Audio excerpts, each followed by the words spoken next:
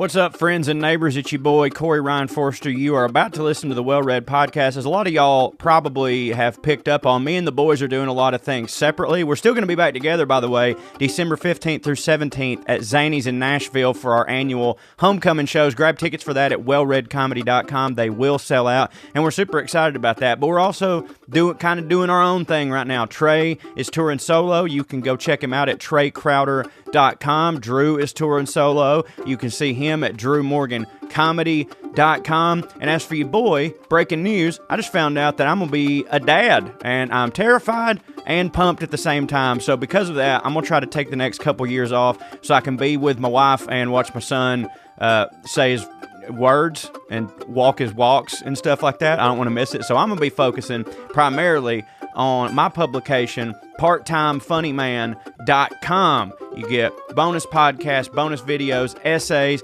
audio essays, all sorts of stuff. I'm really passionate about it. I really love doing it. I appreciate everybody who has already subscribed at the $5 a month. If you can't afford that, by the way, the $5 a month, then you can just email buttercreamcorey@gmail.com and I will take care of you, no questions asked. I don't care if you're out of work, on strike, got too many bills, got too many youngins, just been to the hospital. I don't care. I'll take care of you. If you can afford it, I really would appreciate the support, but I don't want that to be a hindrance to those without the fun. So just email me, buttercreamcorey@gmail.com. That is for a subscription over at parttimefunnyman.com. Because I won't be a part-time funny man, full-time dad. You understand what I'm saying? Skew! So I really appreciate all y'all. And hey, check out me and Trae's new podcast, Puttin On Airs.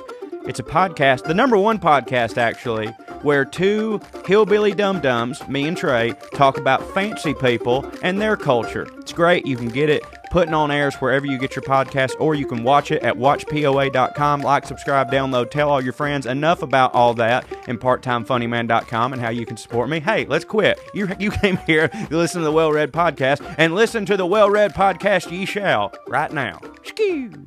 Fuck. I really hope that sound. I really hope that sound is on the recording, because it was right. It was right at the moment the recording turned on. You heard a very loud ka-thunk splash. Plop.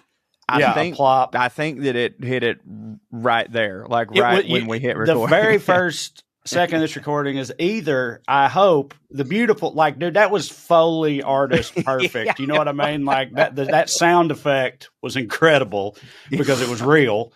It's either that sound effect or Drew screaming in response to said sound effect. Fuck! And either way, it's pretty funny, and we're definitely leaving that in. But so what was I'm also going to save jar it of for water. It's Topo Chico. Topo Chico. I'm also going to save that. I've been collecting sounds lately because my new passion is being a Foley artist. So I'm going to copy that, put it in my little folder, which y'all won't be surprised. What do you think is mostly in the folder of sounds? Farts. Yeah, farts. Yeah, it's mostly fart point 1, fart point 2. But hold on, I didn't know you've actually been doing this. Have you been thinking of sounds and then trying to replicate them and like doing little experiments and shit? Or so what are you doing? I'm about to be. You see the thing at the top of the little XLR thing here. Mm-hmm. So that's really good for picking up room sound and stuff. And so I've been taking this to the park with me, and because I'm thinking about doing some audio dramas, and I have some scenes where like soldiers are marching. So I've been like recording my footsteps and stuff. I've been like hitting trees with golf clubs, you know what I mean? And then like throwing crab apples at the road and stuff, and just collecting all these little sounds. And like me and my buddy Chris were talking about, I was like, I want to figure out how to like if I'm going to do if there's a spaceship, I want to figure out I'm going to go to a recycling center and start beating a recycling can, like a metal thing with stuff, and then like layer those sounds on top of each other. And I have no idea what I'm doing. Part of the fun to me is trying to do it without any knowledge of how to do it. You know what I mean? Just like inventing stuff. I need to hear the genesis, because I feel like you're just like out in the woods beating the fuck out of trees one day, and then you were like Marjorie Taylor Greene's district coming through you, throwing crab apples at cars, just committing misdemeanors, and then just being like, I could write this off if I got arrested. I could write off my bill. Well, the way it started was that when I do my comedy videos that have a fart in them, I always use my own farts. You know, See, and I I've knew got it some was integrity. farts, and I was it's trying artistic to, integrity, you see. Yeah. And so I was like, Can't I knew outsource it your was farts, and farts. I knew trying to give you something else. I was trying to. Yeah. I knew it was farts. I'm getting there. I'm getting there. So I've been on several podcasts recently, and I just did Travis Irvine's podcast, The Top Hat, on the Last Podcast Network. Y'all go check it out. It's a great podcast. I think Trae was on there a couple weeks ago, and they were asking me about where I got the farts, and I was very proud to be like, actually, every fart you hear is my fart. Sometimes it's 3 or 4 farts layered on top of one to really give it the fart I need for the moment. It always comes back to how many farts are in a fart. And I've been joking about how I'm going to add Foley artist to my multi-hyphenate, you know, but it was always with farts.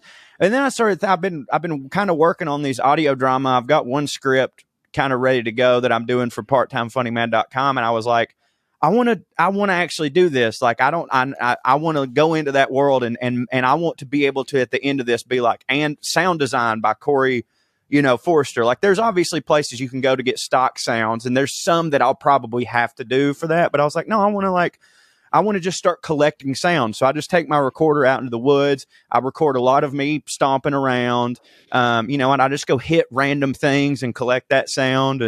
And yeah, it's fun. Do you wear those pink glasses when you're in the woods with your recorder beating shit up? Well, I mean, these are my prescription glasses, so yeah.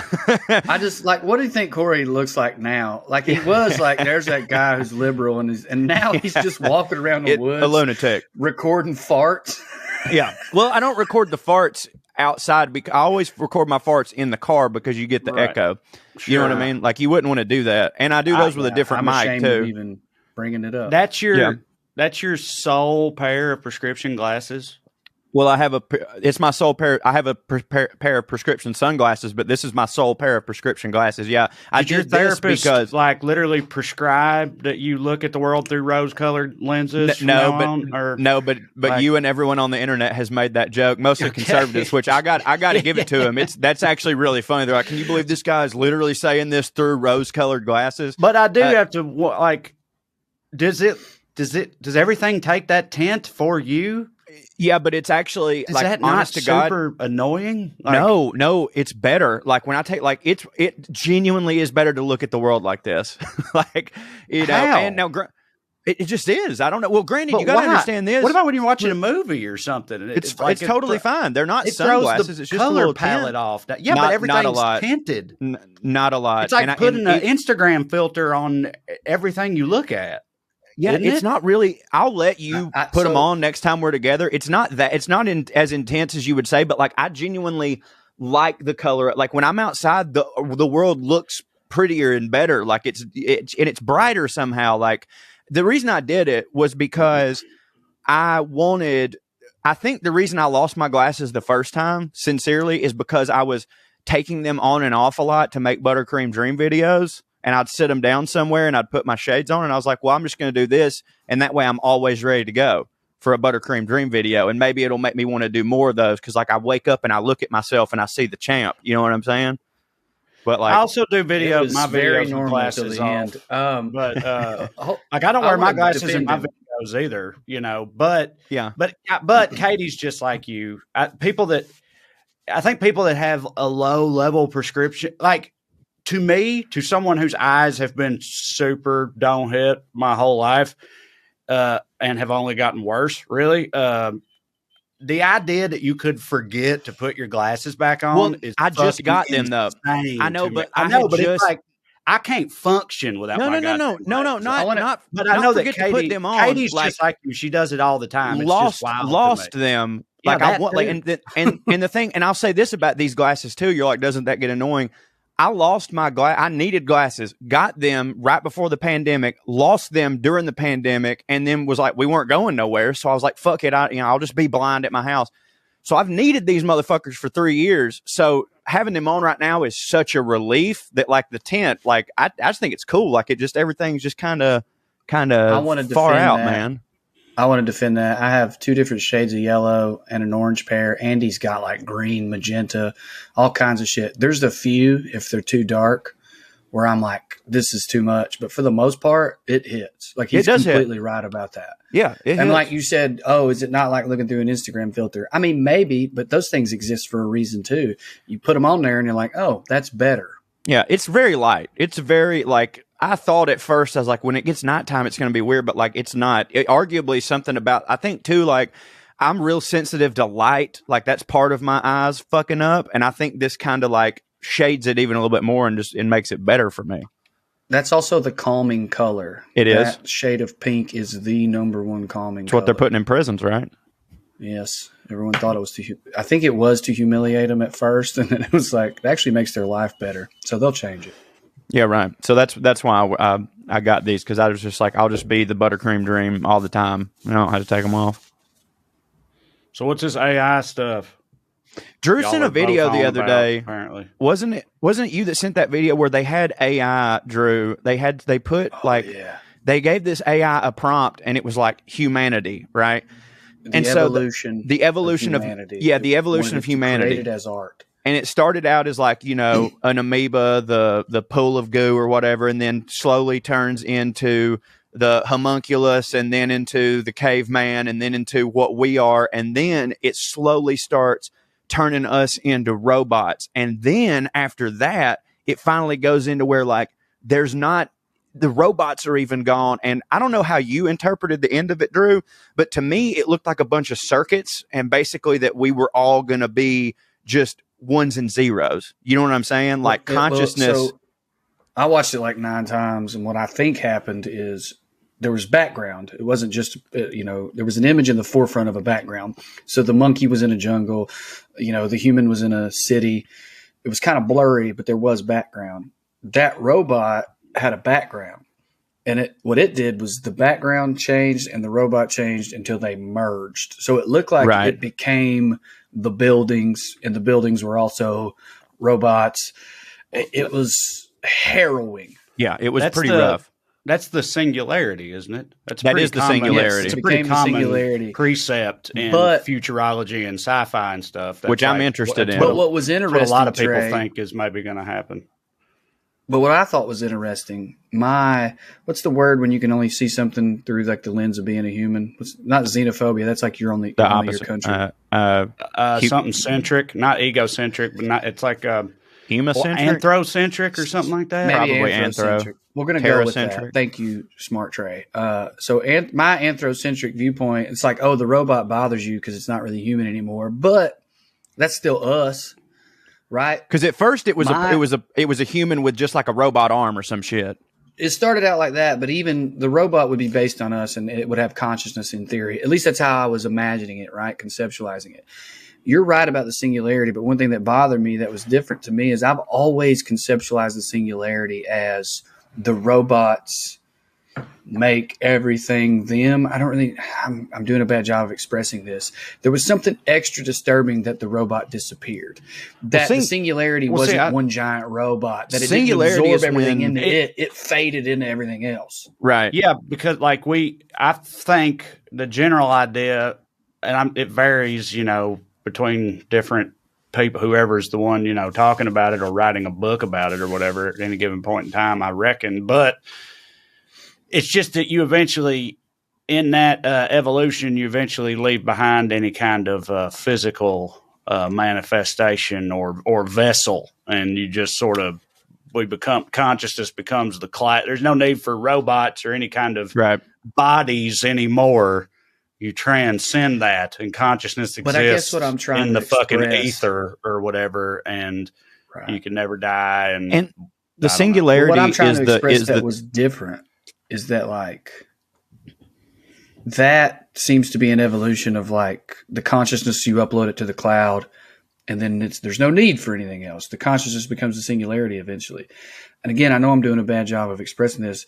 It felt like the consciousness came from outside of the human altogether in that particular piece of, I guess, art. Are we calling it art? The singularity is the theory, I think, in layman's terms, is the theory that we are now making AI, but eventually AI gets so powerful that AI starts making AI, and then you can't control it. Right, Trae? Right. It's like it takes on itself, and it's an exponential thing. And like once AI gets so good, it don't even need us to make the thing because it's just, and then we're fucked. Or it's good. Who knows? Well, and there's also the version again where it's like we're part of that evolution. Like we get uploaded into our own matrix or whatever on purpose. Would y'all want to upload your consciousness into something like that? No. Do you feel like, okay, if we're doing these hypotheticals here? I mean, it's like, I was about to say, you don't feel virtual reality heaven, and there's going to be virtual reality prison on day 3, dog. And and you're literally in there for eternity. Yeah, but like, just don't do the virtual reality crimes. You won't do the virtual reality time. You know what I'm saying? Mm-hmm. Yeah.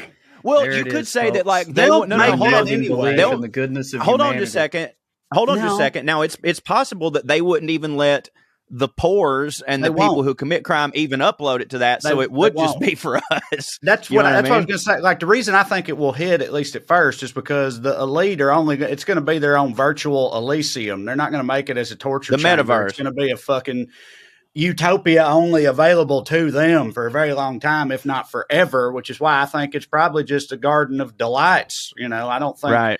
And there's some, and then if you cross them, they'll throw you into right. But how could you even cross them? To watch it not even remotely go that way. But how could you even cross them? There's been examples of humans only the rich could access. I mean, literal frontiers. If we're talking about expansion into other countries, they'd have to bring pores with them. But like once you get there, the rules is different. They explode them in the railroad tunnels. I don't see it. I think it'd be hell quickly.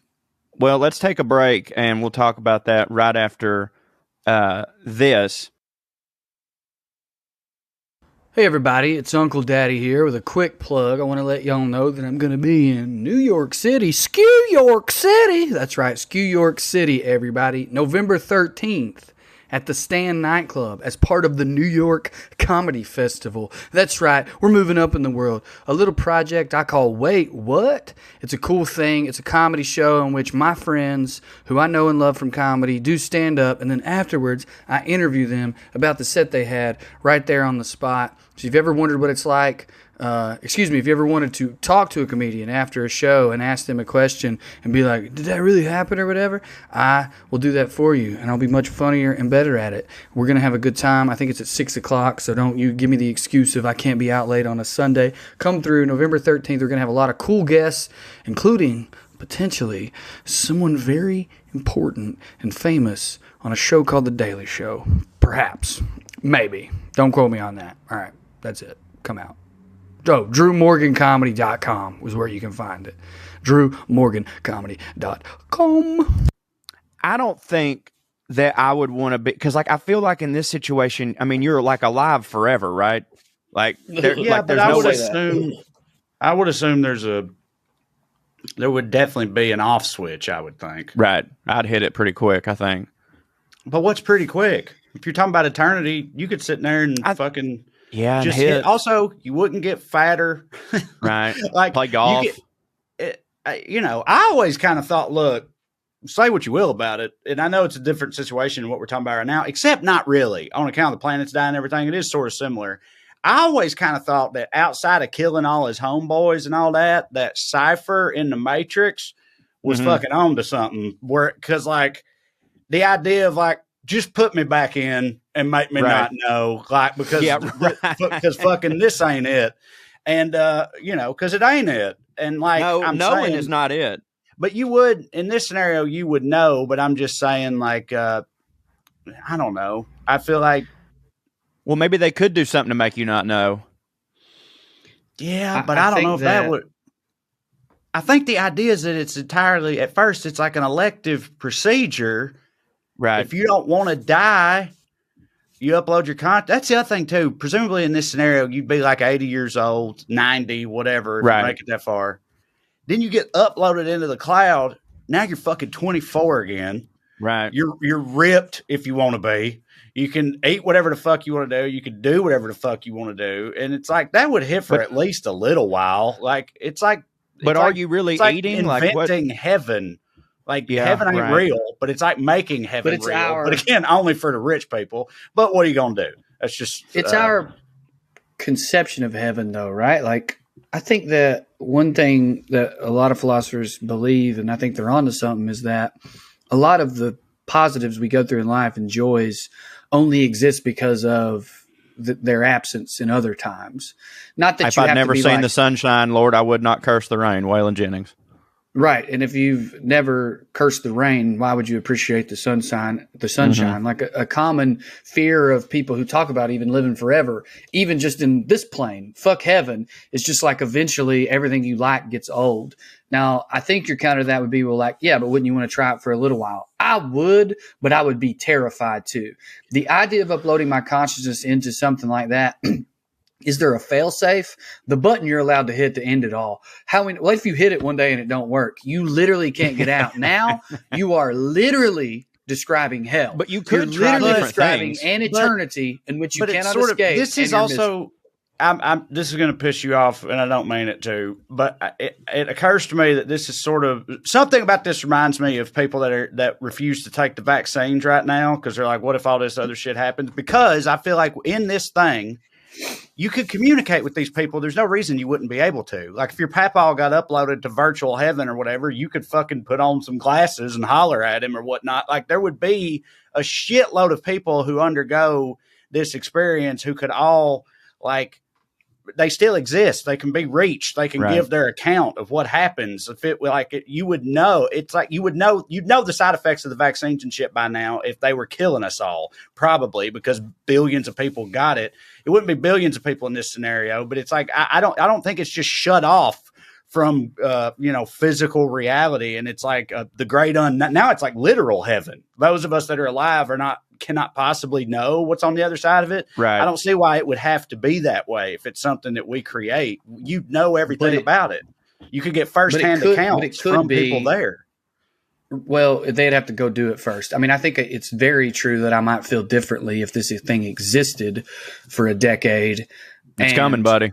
I had, that relationship with it because it is all conjecture during this conversation in the unknown. And I would just be terrified of the very, very dark possibilities. And the difference there between that and your analogy with vaccines is, number one, we've had vaccines forever. Number two, the literal worst thing that can happen is death.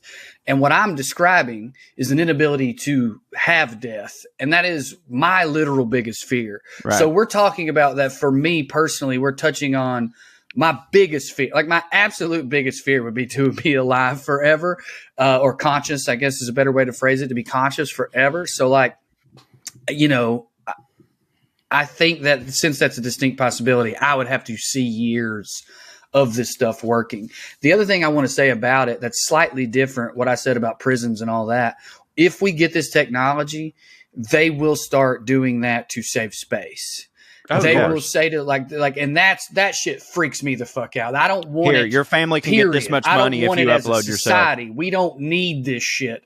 They'll be like, instead of putting this guy in prison for 10 years, we'll make him experience prison for 15 years. And that gives me the fucking they're already like, I saw an article. I saw an article recently about some scientist somewhere like announcing that, with excitement, it's like we may soon be able to, and it was supposed to be this like big breakthrough, but a whole lot of people were like, that's a fucking nightmare. Like, it's literally a Black Mirror episode. It is. They covered that exactly. One of my favorite ones, John. Yeah, it hits real hard. What's the where you at on like? I hate it so much. Surrogates, like that's a movie with Bruce Willis, but if they make like a cyborg or an android or a new meat sack or however they do it, they 3D also print. The Island.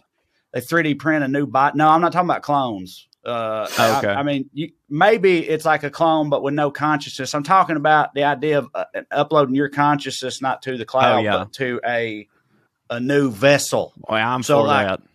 So now you could have your same body, or you could be like a shredded Jamaican dude, I guess, if you wanted to be. Or I would do that so I could do the accent. Or transitions would be much easier. You could do that at any point in this scenario. Just get uploaded into a, brick shit house lady, if that's who you want to be. That shit would be wild.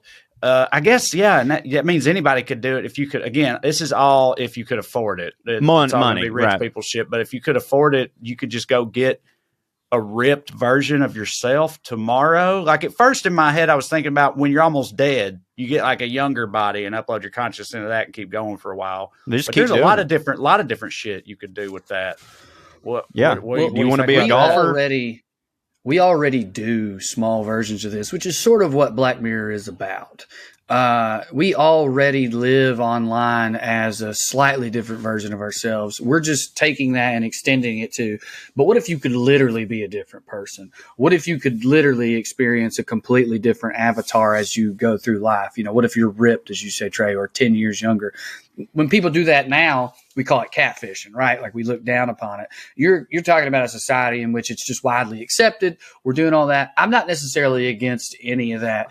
It just freaks me out to think about your consciousness being uploaded anywhere, because consciousness is finite in this meat suit I'm wearing. And in that world, it's still probably finite because the sun's going to burn up Earth, but that's so far from now.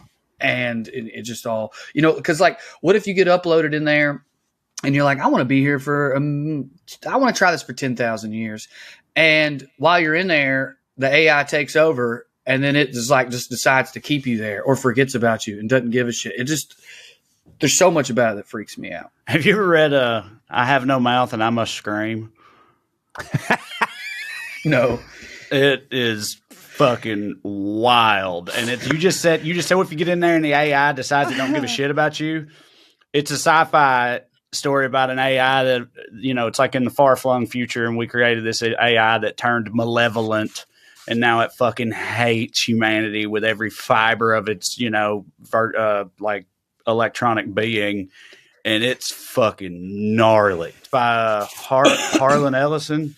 I think his name is famous sci-fi writer. But anyway, you should read it, Drew, after this conversation. It's not that long. Yeah. And it speaks to a lot of what you're talking about. But I was, you made me think of something, and now I can't remember. What would you do? My main thing with all this that I haven't, I know I'm sounding like I'm for it, but really for me, because this has been a fixation of mine for a while. We've talked about this on the podcast before, but it was when it came to the idea of teleportation, but the same principles apply.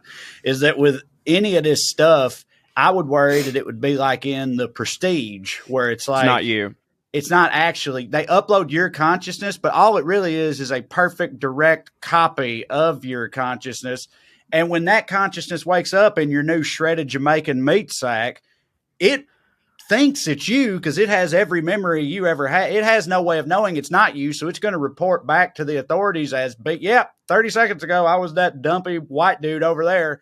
Now I'm shredded and Jamaican. It worked, but it didn't really. The dumpy white dude, the old version of you, just shut off and died, basically, and this new copy of you is now walking around living your, your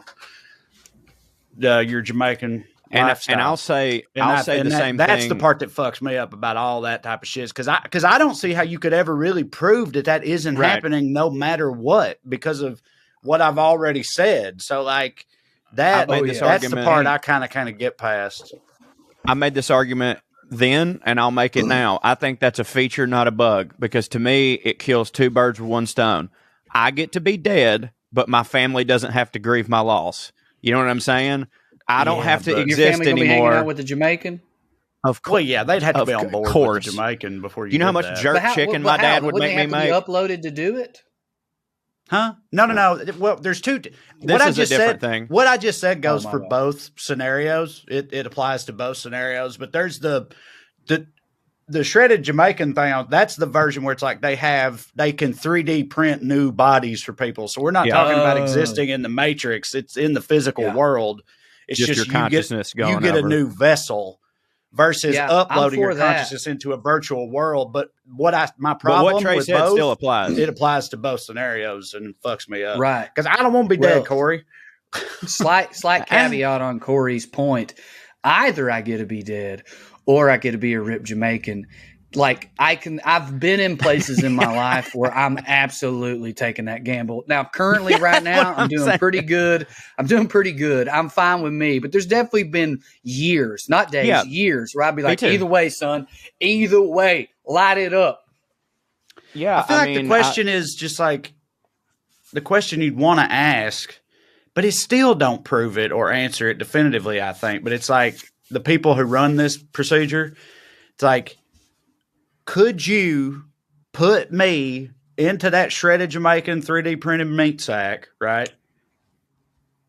Without this version of me, them being empty and soulless. Meaning like, you know, could you just copy it and put it there? And then I wake up and now there's a clone of me who's shredded in Jamaican. You know what I mean? Like, is that a thing you can possibly do? That don't hit. No, I know. That's what I'm saying. That's the opposite because it's like if it's just a thing that they choose not to do. Because you just got more Jamaicans.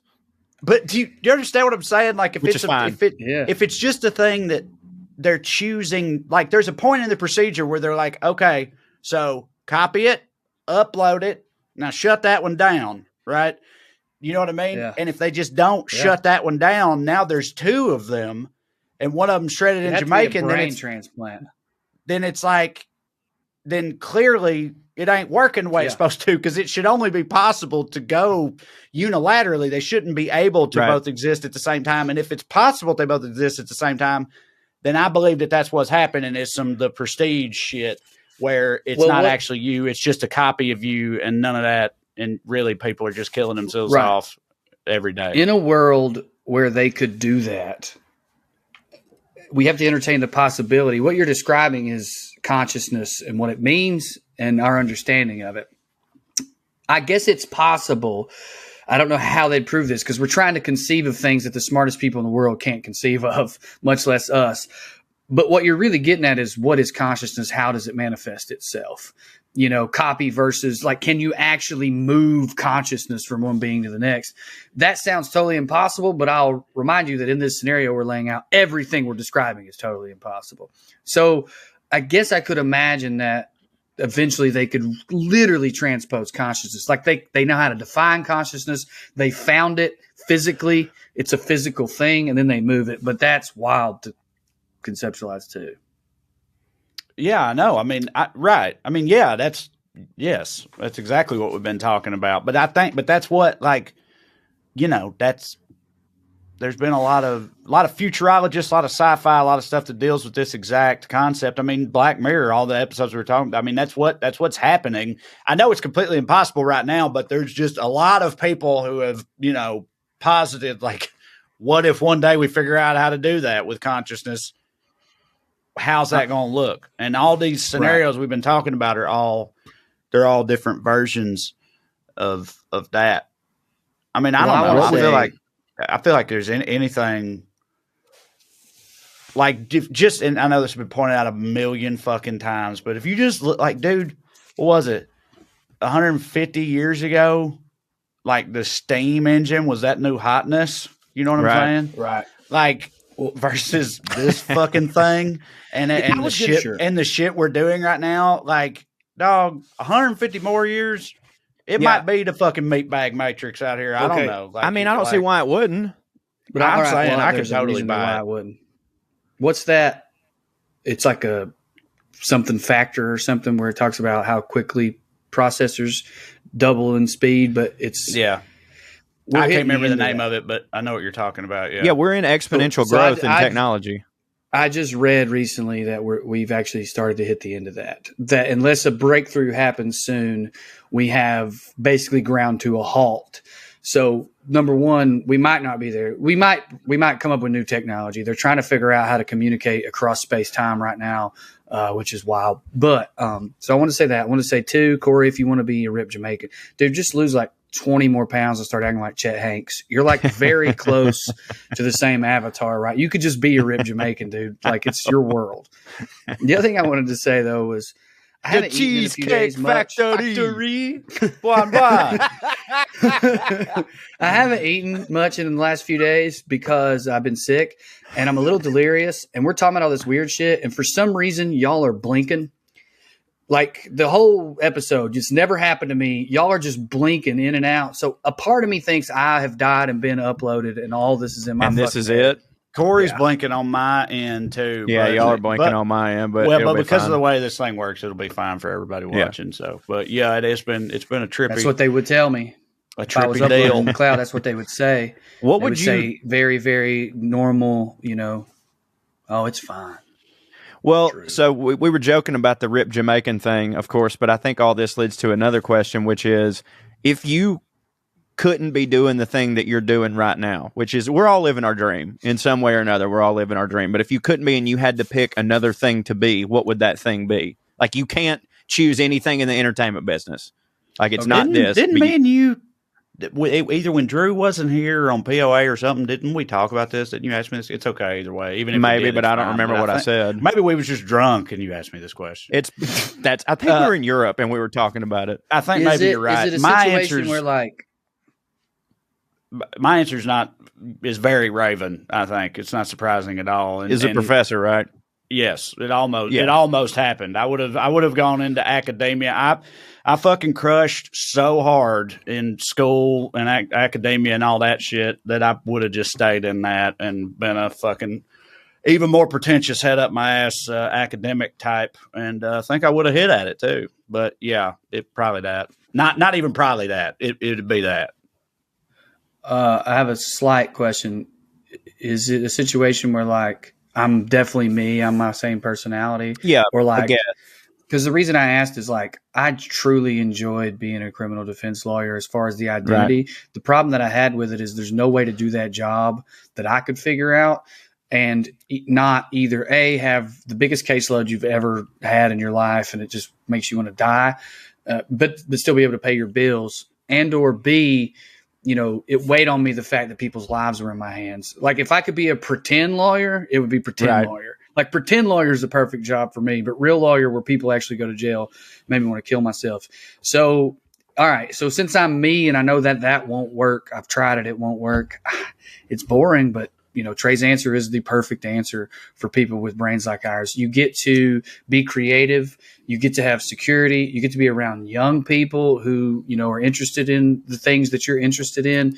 I think that I would probably try to teach law, but I may teach something a little bit more creative, whether it be comedy somehow or literature.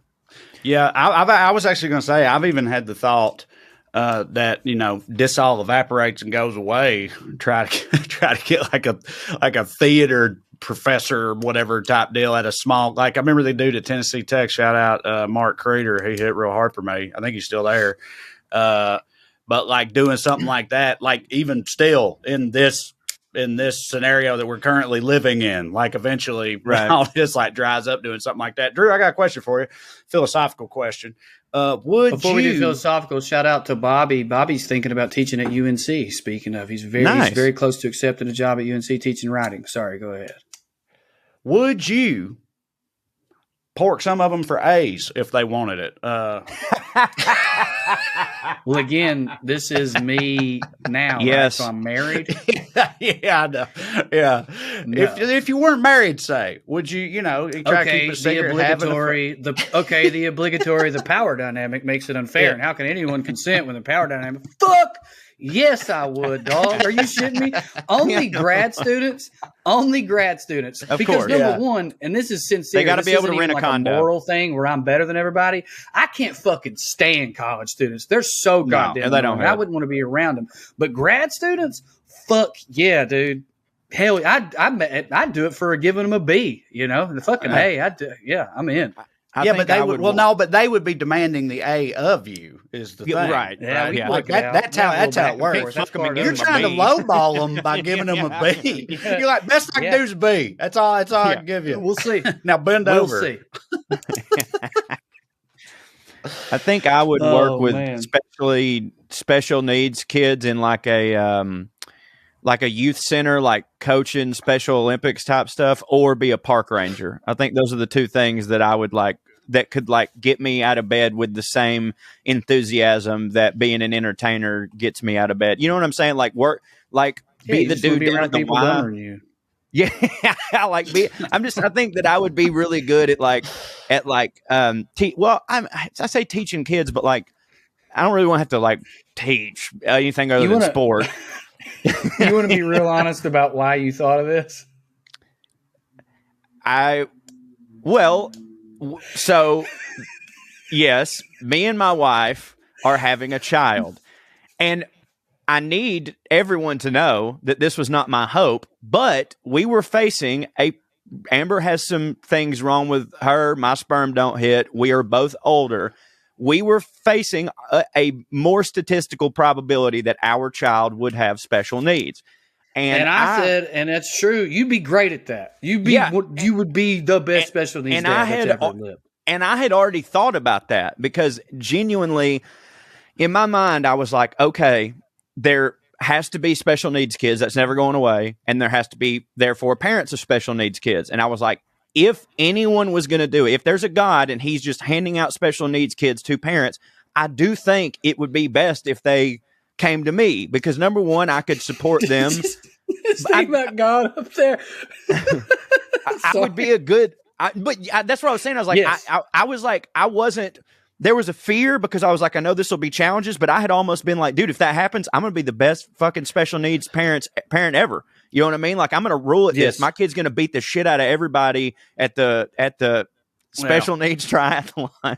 I don't know that it's about that for them, is it? Or no, but I'm just saying, like I could healthy competition show. They just need to know how to have fun. Okay, you don't need to put the killer instinct in them or nothing. That's true. But Joe, don't you let him tell you how to raise your son. Yeah, but I think I would be good at it. Like I think I have a childlike presence. I could be patient with them. That would be really fun for me. Like I haven't agreed with you more in the history of our relationship. Or like I said, be a park ranger because I'm really into that. Like I think about that sometimes too. Well, our park, there's no bears. No, I just like I've bears and special needs kids, baby. I really respect park rangers, and let me tell you why. They're the firemen of the cops. You know what I mean? They are cops, but you never hear of a park ranger beating the shit out of a black guy for no reason. You know what I mean? Very few of them, I think, have the legal right to arrest people. Oh, they can arrest you. Wrong. Maybe federal ones. Here's how I know they can arrest you because it's been a big now. If you get pulled over in the park. Like I remember when we were kids, our parents would be like, listen, first off, don't drive drunk ever. But if you're going to drive drunk, don't drive drunk in the park because when you get arrested in the park, you have to go to Rome to court because it's a federal thing or whatever. So like they can now. It's them that does it. They don't have to call.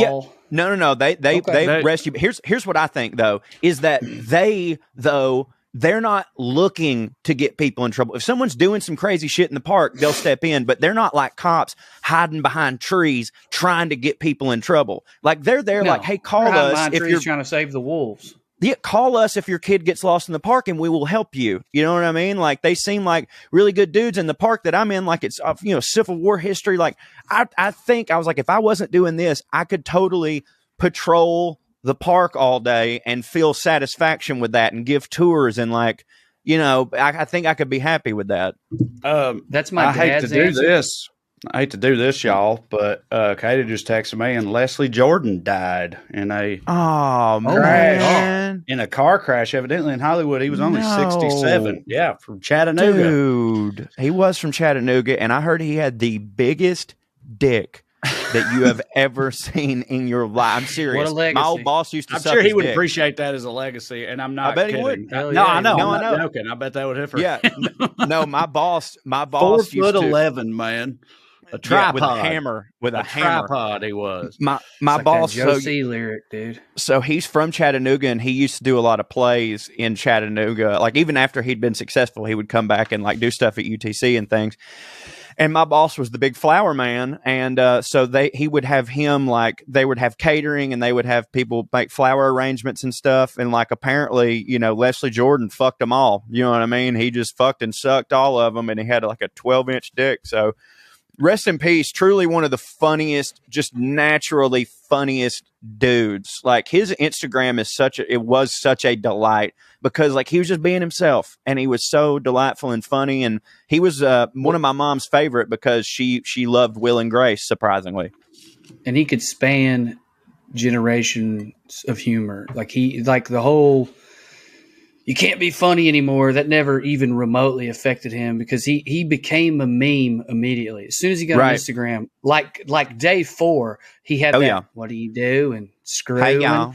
And it was the sound and everybody, like he was just that fucking deeply talented. I have a running bit. Corey knows about it. I doubt Trae does because he's not on the internet, where I write rest in peace obituaries as if they're my best friends. I've never felt more pressure. I've never felt more pressure than this one, though. It is the best thing you do, in my opinion. And my favorite thing that hurts and feels good at the same time. No, I mean, it's really good. Like, they're all really, really good. And my favorite thing is checking the comments to see some of our insane fans who still do not understand.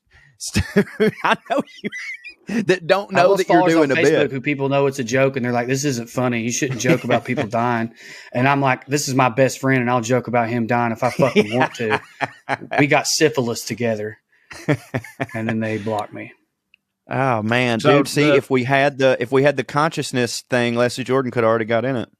I don't know. Well, yeah, I guess he could have chosen to beforehand, but he was 67. He might have given it a couple more years before uploading himself. Because again, it says after a crash, so like he wasn't sick, he wasn't cancer, or nothing like that. Like I think he got in a car crash and died. So he wouldn't have, had to plan to upload. Yeah, that don't hit. Super don't hit. So it's a little bit early, but I don't know how else to transition. So we'll take a quick break. Yeah, let's take a break. Rest in peace, Leslie Jordan. I had one thing I wanted to talk to y'all about, and also I saved it till the end. We used to, when Game of Thrones was airing, we would talk about Game of Thrones pretty much every week at the end of the episode so people could turn it off if they didn't want spoilers and stuff. Right.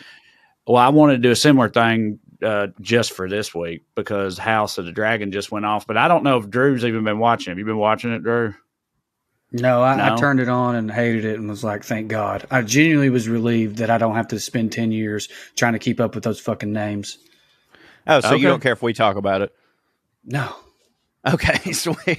Matter of fact, is that what y'all are about to do for 15 minutes? Yeah, you can leave. Well, I was going to compare it to Game of Thrones and shit, but that's okay. That's all right. That's okay. Well, I'll hang around for 5 more minutes. Hey, hang around and make sure that your shit uploads before you leave. How much did you watch?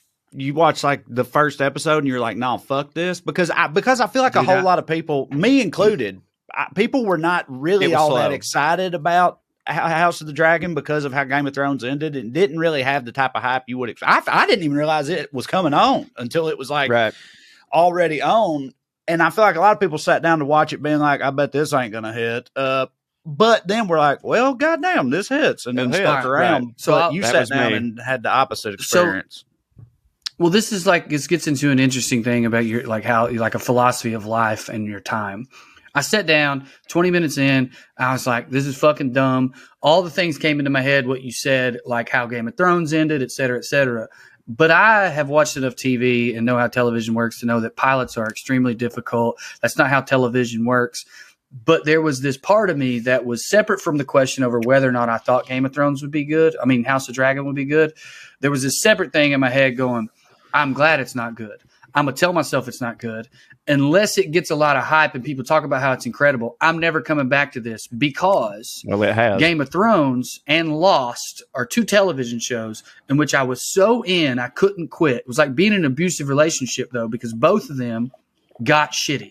Oh, and also Vikings. That's happened to me 3 times where the first so many seasons were great, and then I hated them, but I couldn't quit.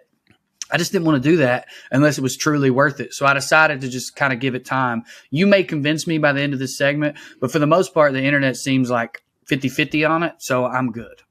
Well, so here's where I'm at. That's how your algorithm is. And that's how I know that Twitter algorithms are very real because where I'm sitting, it doesn't seem 50-50. But again, that's because I do a House of the Dragon podcast, which, by the way, you can get on the Puttin On Airs feed. It's called Little House of the Dragon. So my shit is nothing but positive stuff. And I will say this, I went into it going, all right, the Game of Thrones ended shitty. So I'm not really expecting much. Right. But then I thought, well, Game of Thrones was great when it had George Martin's source material, and this show is going to have George R.R. Martin's source material. So I went into it with not high expectations, and the first episode was a little slow. And I was like, okay, I mean, it was good. I'm in. And then I keep watching it, and then I saw a bunch of people talking about, oh, this season is better than Game of Thrones first season. And I wasn't in because Game of Thrones, all right, hear me out. Game of Thrones first. That's exactly what I was going to go ahead, but that's exactly what I was going to get to. Because me and Katie are also rewatching Game of Thrones again. And we're currently in season 3. Dog, it's my favorite. House of Dragon hits real hard, but I think all these people talking about how it's even better than Game of Thrones are out of their goddamn mind. Well, I don't think it fucking touches early season Game of Thrones. Let me go. I don't think it can see it in a dream, dog. Yeah, but it can get there, and it does hit for me. It just ain't near as good as Game of Thrones. I think these people are fucking high talking like that. But okay, I was with you exactly, and I'm still kind of with you, but I was exactly how you felt until episode 7 of House of the Dragon, and I'll try to do this without spoiling Drew in case he wants to watch it. But episode 7 was the switcheroo at the end on the boat. You know what I mean? Yeah. And I was like, okay, fuck, they got me here, and maybe it is. And then me and my sister brought up a great point because a bunch of people were saying, no, it's better, and I was like, man, no, it's like maybe it's just because Robert Baratheon is my favorite character, and that's the only season I get him in, but that's my favorite fucking season. And Kirby made a great point. She's like, it's really easy for people to say this about House of the Dragon when you look at what the budget they had for their first season and what Game of Thrones had for their first season. Like, of course, it seems better and it seems more because they've literally got fucking the budget for 900. I agree. I don't think it's as good. I think people are just remembering that Game of Thrones went downhill. They have a sour memory of Game of Thrones overall because of how it ended. Because again, me and Katie are watching both simultaneously. Me too. And I don't think it's close. And I could tell you one of the reasons I don't think it's close. That I think maybe it's just a me thing. That I think other people see as a feature and not a bug. But it don't hit for me. Is that House of the Dragon is not, and it's only the first season. It can expand further.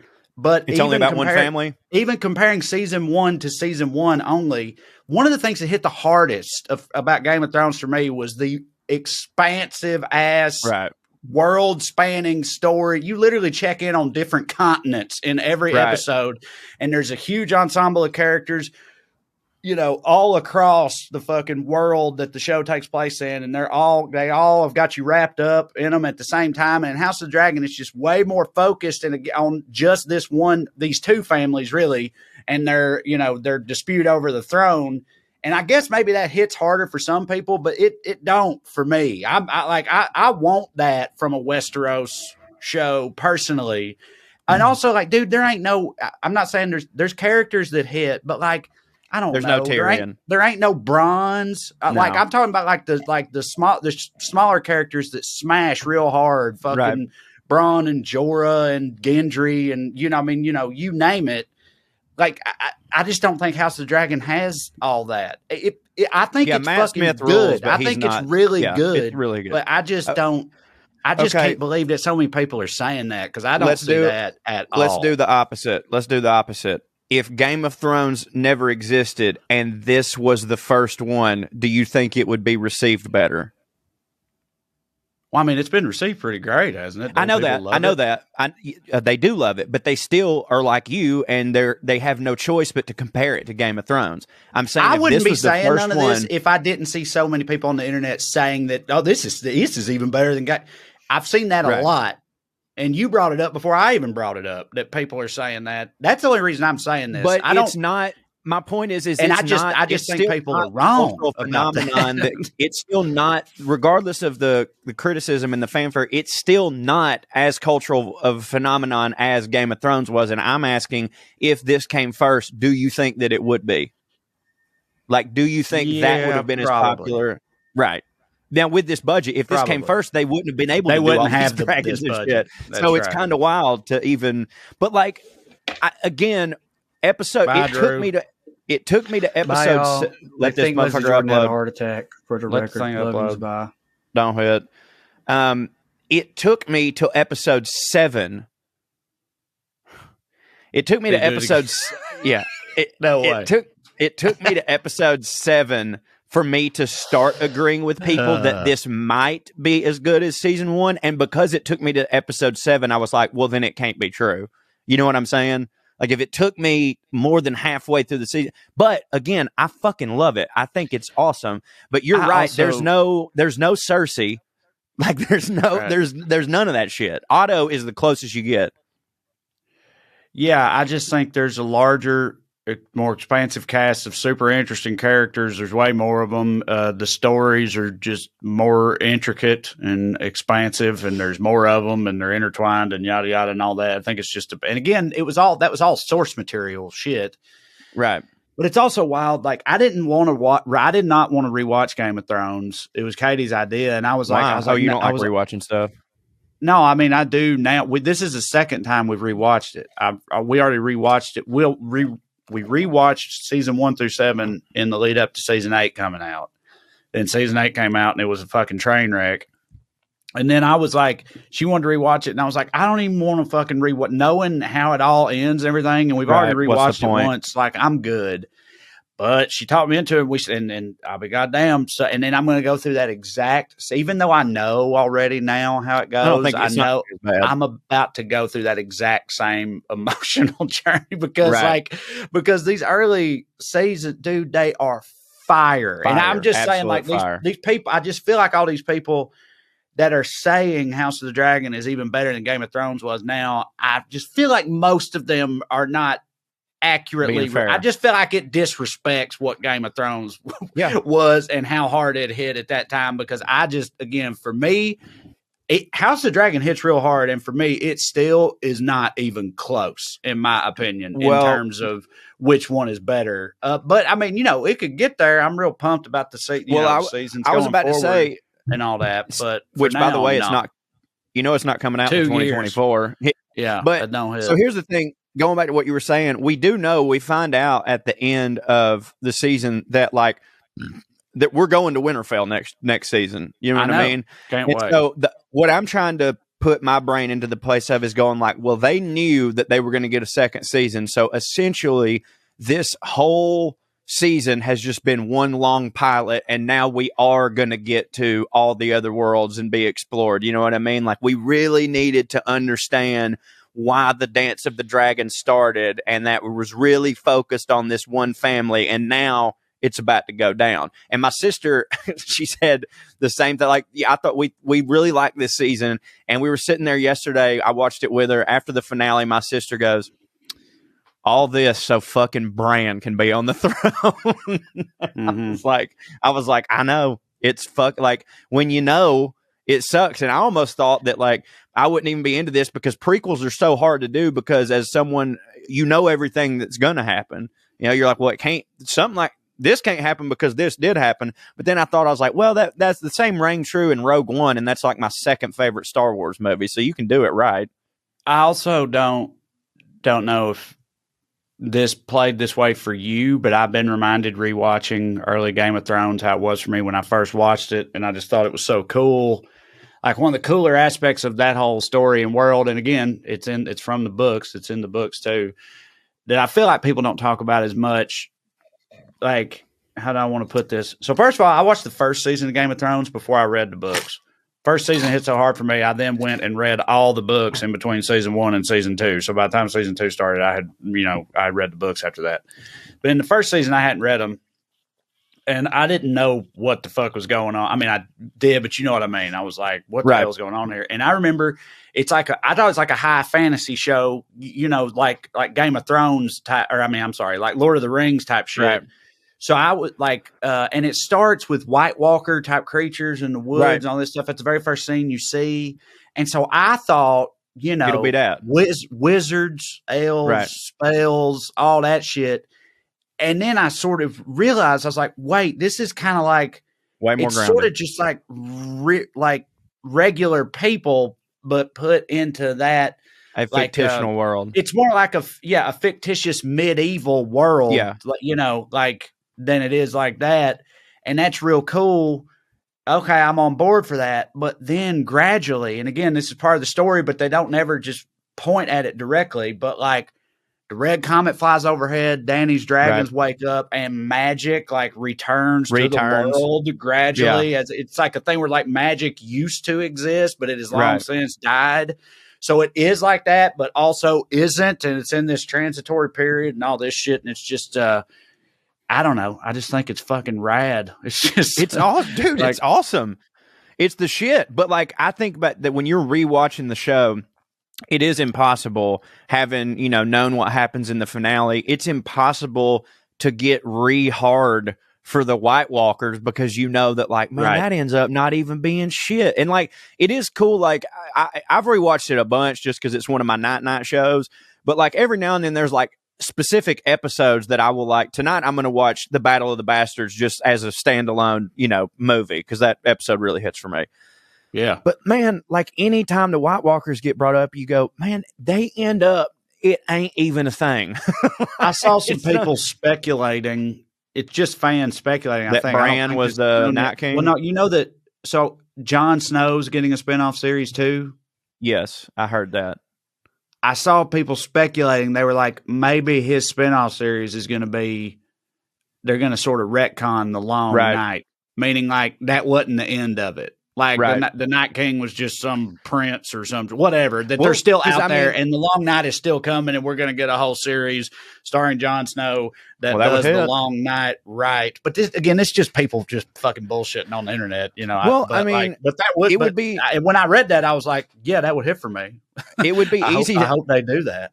I mean, it's not an impossible feat to retcon that in because like it's established in the Game of Thrones world that like the White Walkers walk the earth, but they've been asleep for 1,000 years. So like they could just be asleep right now again and come back. No, I'm with you, man. And like, and maybe in the first episode of that, Bran falls off a building again and can't be king. Cause like, it's just none of that, dude.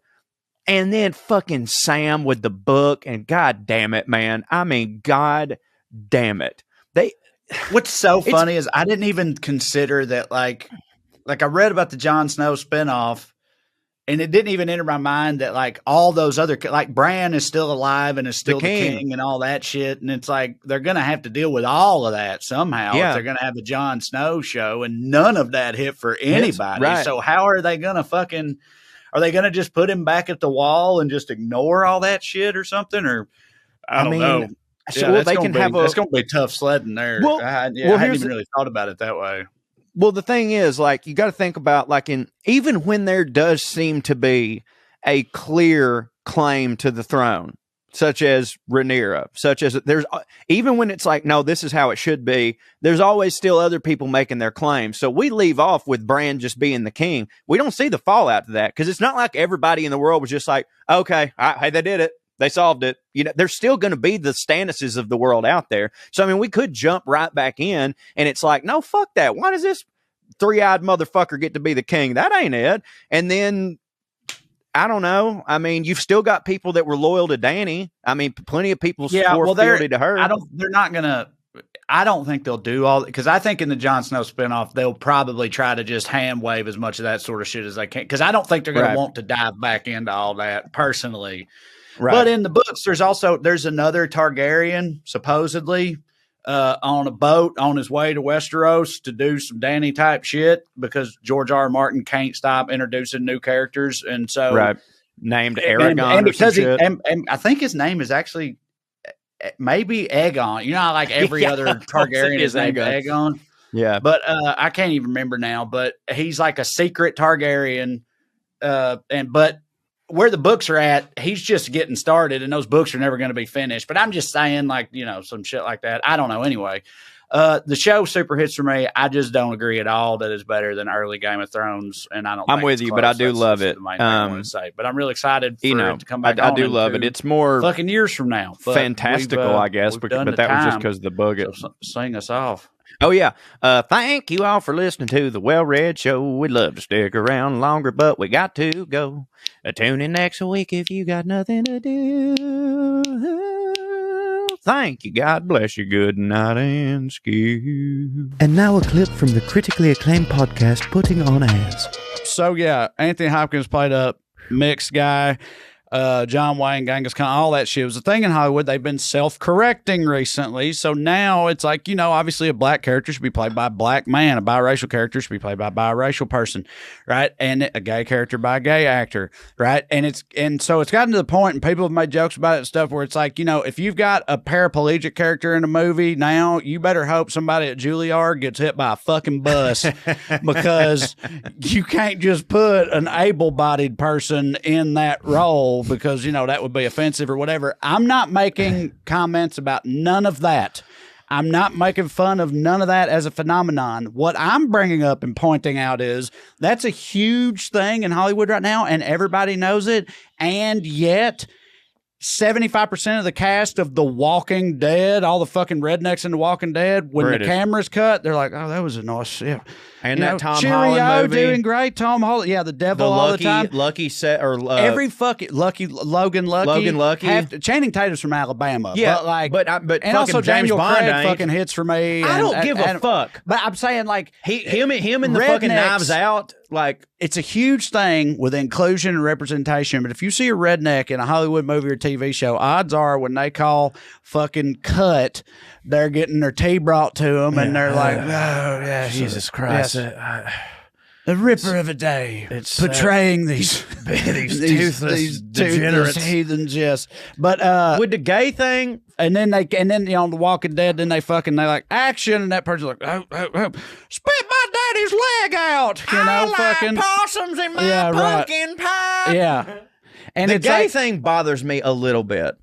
2 seconds. Let me defend it. With the whole, like, if you have a gay character, it's got to be played by a gay person. It's almost stereotypical that everyone in Hollywood is gay. So I feel like, because there's been gay dudes playing straight characters forever, and I don't want to be one of those men's rights, what about us motherfuckers, but like with the black shit, I totally get it, because genuinely they constantly are casting people like Anthony Hopkins when a black actor should play it. But with the gay thing, there's not going to be a shortage of gay actors that end up playing straight roles that no one gives a fuck about, because it's like, look, you look like this guy and that guy was straight and you can fucking act it. Because there's so many gay working actors, that one to me has always seemed like, I think we should like kind of come to terms on this one. And I'm willing to be wrong. I'm just saying so many gay dudes have played straight guys and we're all cool with that. And so every now and then it stands to reason that there's going to be a straight actor who just really fits the role of a gay character, such as Sean Penn with Harvey Milk. He looks just fucking like the motherfucker. So with that one, I kind of feel like we need to go, all right, look, this one is what it is. But then I know I sound like a dick here, but do you understand what I'm saying? I don't think you sound like a dick at all. I don't really, honestly, me personally, I'm a straight white man, but I don't really give that much of a fuck about if the actor, redneck part. I don't care either. I just think that's funny. It is funny. They don't give a fuck about us. That's the only category where like no one is making that argument. No one cares. It's like the studio execs are sitting there thinking, like, well, should we get some real rednecks? And they're all like, no, God, no. Like, fucking, you realize what's going to happen if we had a bunch of fucking rednecks running around this set? No, we need to fake that. Yeah, right. But everybody else, you better make it fucking accurate. You can't have somebody playing something they're not unless it's fucking white trash hillbilly shit. And then it's like, get somebody who's classically trained in Shakespeare fucking and bring them over here and have them do it. And it's funny to me. Also, not for nothing, and again, not to be woe is me, like I'm a fucking, at the end of the day, I'm a straight white man first. But like allegedly heard that allegedly. But at the end of the day, you're also never going to see a redneck portrayed in any light other than being the dumbest motherfucker in the room most of the time. Do you know what I'm saying? Yeah. And like I understood, like when 9/11, and for a very long time, it was like that with gay, like every gay character was like, hey, yes. Like, yeah, right. And also after 9/11, it was like that with friend. It was like that with Islamic characters. Yeah. Like you would hear actors tell these horror stories of like, I had to work, but like every audition I was getting was to play a fucking terrorist. And like that sucks. And again, I'm not comparing. Honestly, that's happened with most groups in Hollywood. It has, but it continues to happen with rednecks. But no one gives a fuck about that. Is my point. Is like when it started happening to Islamic people, we were like, oh, that's clearly happening and that is fucked up. But as much as I want to go, listen, man, can't you have a redneck be smart? And they're like, no, fuck no. But also, on that, I used to have a bit like about this, like at certain points over the history, like these groups of people, they stood up for themselves and they were like, fucking, that ain't cool. You shouldn't be and like that. I agree with them. And I agree with them too. But it's like, but that has never happened for rednecks. And I feel like part of it is because rednecks as a people are just like, well, we don't I don't give a fuck. I ain't trying to be no queer actor anyway. Like, did you hear that they were talking shit about you? Who's talking shit about me? Everybody. Well, Good. tell everybody they can kiss my ass. And I don't give a fuck. Because like, me and you are in this industry and I don't really care. Right. Like when Daniel Craig got cast as that dude, I remember a lot of, people that we know, certain people were like, can you believe they got this guy? I go, yeah, he's James Bond. But he's fucking James Bond. Like, of course they have him. And he basically plays Detective Foghorn Leghorn in Knives Out, but I love it. I do too. That's what I'm saying. Like, it doesn't offend me. But a lot of times, those actors that get cast in those roles, I'm sorry. Even if the actor super hits me, I'll be watching it and I'm like, I can't hardly watch. Go watch this Varsity shit. Blues. I know, dude. I know. Johnny. Yeah. Dude. Yeah. It's rough. Yeah. And it's like, there's plenty of great Southern actors that could have done this shit. Right. But I always want to, if I like get more famous, I want to do a sketch idea where it's like, and I've told you about it before, but it's a sketch where like I'm playing myself and I had a fucking rough upbringing. My mom was on pills, all that shit. My daddy's dead now and everything. And so it's like, the idea of the sketch is Hollywood decides they want to make a tearjerker Oscar bait movie about my childhood, like Hillbilly Elegy, right? But my childhood. And so they cast some big name Hollywood actor who isn't Southern, but he's like A-list or whatever, to play me in the movie. And I'm all excited about it and stuff. And they invite me on the set and I'm there to watch it and everything. And he comes out and I talk to him and he's cool and all this stuff. And then they go over there and he comes out and they call action. He's just like, why didn't Mama love me? Just like, and then one of his teeth is in his nose. Yeah, right. Yeah.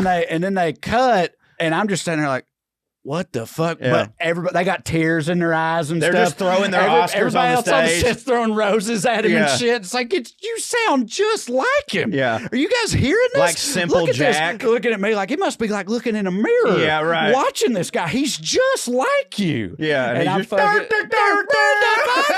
want people to know I'm smart, but I'm not smart, but I am smart. You've just got hay in your teeth. Yeah, right. Yeah. And because it just, I don't know. It be like that. It do be like that. They don't. Only we know that Forrest Gump is actually you know what I'm saying? Like, no, I got a bit about you that. You do, don't you? Yeah. It's like, I'm talking about look at this normal Alabama. People in California is like, I bet you in 1994 there were a bunch of people in California that genuinely did not realize Forrest Gump was mentally handicapped because they couldn't tell. Right. They were telling their friends like, oh, it's this amazing film about a completely typical Alabama man.